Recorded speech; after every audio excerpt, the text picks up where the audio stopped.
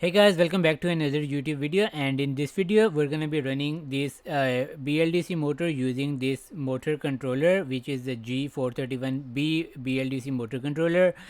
And this webcam is cooked. It's like absolutely cooked, but don't worry, we have the good camera over here as well, and we're gonna be using this camera to show you the things we're gonna be playing around with today.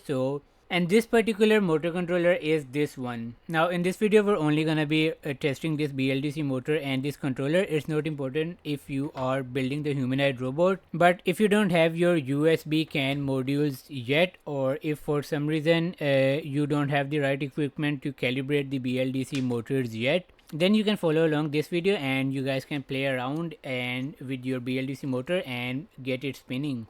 So I'm gonna move back to my computer screen and this cooked webcam over here. So we need to download a couple of softwares to run this. So the softwares we're gonna be installing is this one, the STM32Cube MX, and then the Cube IDE. Next up, we're going to be downloading the STM32Cube programmer, and lastly we need a software development kit, and it will include both of these softwares, which is the motor control workbench and the motor pilot. So they are going to be installed together. Now I will add links to all of these softwares down in the description box below, but if for some reason this video is really old and you can't, those links are not working, you can just go to this website, so st.com, and then you can navigate to their tools and software section, and here you will be able to find all of these different setups. So as you can see over here, if you navigate to STM32 software development tools, they will have all of these softwares, and if we scroll a bit down, you will be able to find the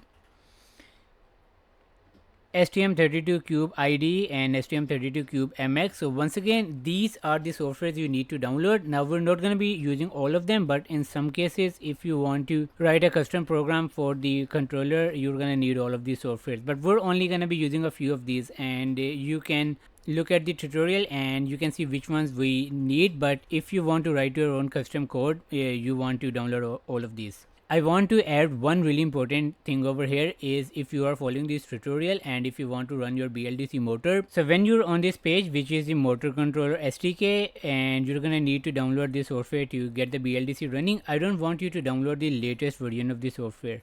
So if you download the latest version of the software, it's probably gonna have some libraries missing and you're not gonna be able to proceed with the setup of the controller. So the version that ended up working for me was 6.2.1, so I would recommend going with a slightly lower version than the latest one.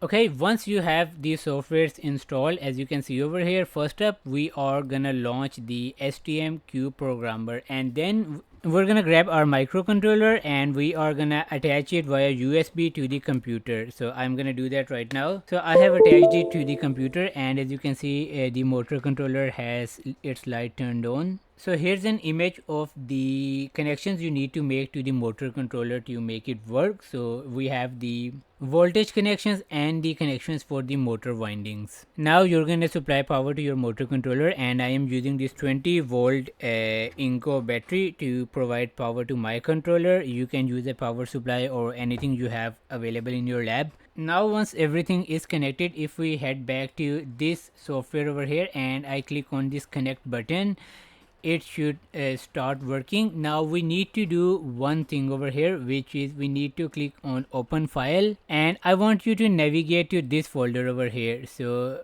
this is the path I want you guys to navigate to, and in this location you're gonna find a bunch of firmware versions for this motor controller, and we're gonna select this one. This is the one we need. If you're using a different motor controller, you're gonna wanna find your specific motor controller. So I'm gonna double click on this, and now it will have it selected, and you can simply click on download over here, or you can go to this section. You're gonna navigate to the same file and you are gonna click start programming, and this will flash in the firmware in our motor controller. As you can see, it gave us a prompt of file download complete, and we are done with this step. Next up, we're gonna start the motor control workbench, and as you can see, the version is 6.2.1, and here I want you to click on tools and go to motor pilot. Here I want you to click on launch profiler, and now here we're gonna try to connect our motor controller, and it's probably not gonna connect because it's connected in the other software over here. So what you can simply do is you can try to disconnect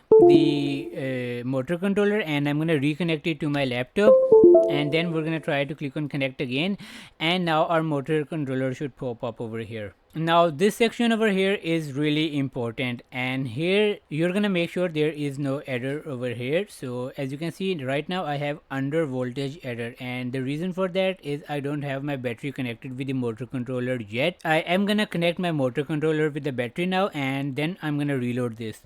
And now as you can see it has turned yellow over here, so it's no longer an error, it's just a warning. And the voltage value over here has changed now, so the battery is supplying 16 volt to the motor controller, and the minimum value allowed is 9, and if it goes to 8 it's gonna be an under voltage error, and if it goes beyond 21 it's gonna be an over voltage error over here. So we are right in the middle over here. Now whatever BLDC motor you have access to, you're gonna wanna find out its parameters like the number of pole pairs and the max RPM you want and the max current you are gonna allow to it. Now if during operation the motor draws too much current, it's gonna show up as an error, and it's gonna act like a circuit breaker, and it's gonna cut the connection. So for my motor I'm gonna write a 14 over here. The max speed I'm gonna go for 6000, and the max current I am gonna allow 36. Let me try and create the error for you guys. Now once we have entered these values, we are gonna click on start profile, but if these values are not okay, it's gonna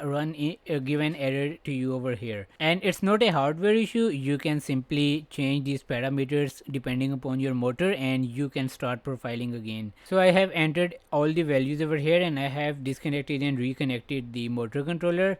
Now I am gonna click on start profile, and as you can see it has started profiling, and the motor is gonna start rotating now.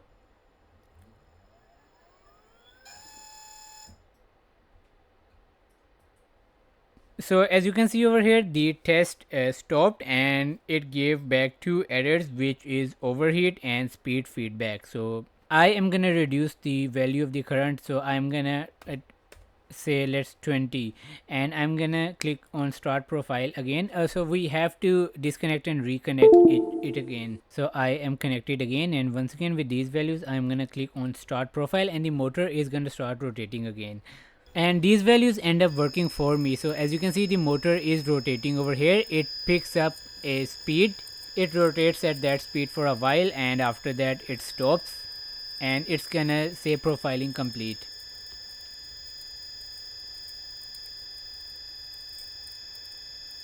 So as you can see profiling 100%, and the motor ran perfectly for us this time around. Now once the profiling is done, your motor and the connections are good to go. Now using the other softwares that I just showed you, let me just load up one real quick.